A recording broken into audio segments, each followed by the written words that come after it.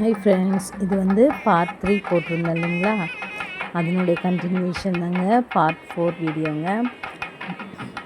அம்மாவுக்கு வந்து படையெல்லாம் போட்டு முடிச்சுட்டு அப்புறம் கருமாதி நடப்பு கருமாதி சொல்லுவாங்க நம்ம பாண்டிச்சேரி சைடில்.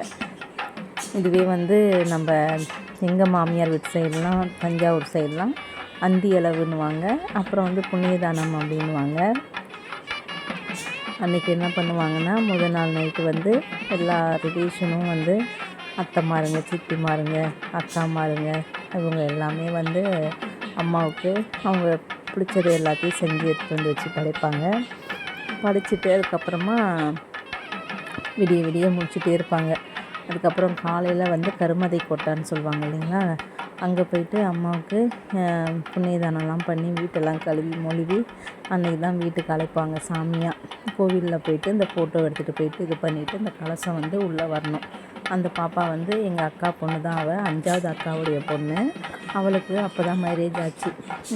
குழந்த சரி அம்மா வந்து நமக்கு பாப்பாவுடைய வயிற்றில் பிறப்பாங்க அப்படின்னு சொல்லிட்டு அவளை கலசம் வாங்க சொல்லிட்டாங்க. வாங்க வச்சு அதுக்கப்புறம் படையெல்லாம் போட்டாச்சுங்க. போட்டு அன்னைக்கு வந்து இப்போ எல்லாமே நல்லபடியாக முடிஞ்சிடுச்சு. இது வந்து மறுநாளுங்க கசப்பு தலைன்னு சொல்லுவாங்க.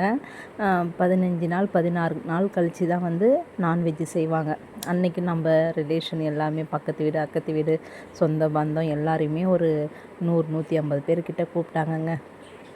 நம்ம ஆளுங்களே பார்த்தோன்னா 50-60 பேர் வருவாங்க. வெளி ஆளுங்க அவங்க ஒரு 100 பேர்கிட்ட. அதனால் சமையல் எல்லாமே நம்மளே தான் பண்ணோம்.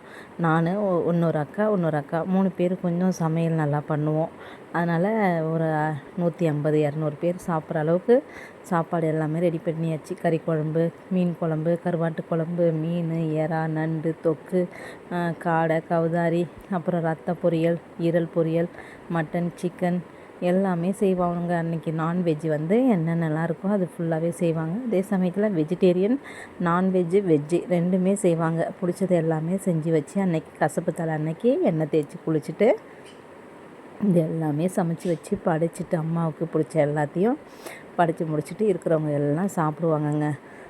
அதுதாங்க என்ன சொல்கிறதுன்னு தெரியல. அம்மாவை ரொம்ப மிஸ் பண்ணிட்டோம். அம்மாவுக்கு வந்து இது என் பையன், இது வந்து எங்கள் அக்காவுடைய பேத்தி சொன்னேன் இல்லைங்களா, பாப்பா கூட மஞ்சள் நீர் வந்து லாஸ்ட்டு வீடியோ போட்டிருக்கேன் பாருங்கள்.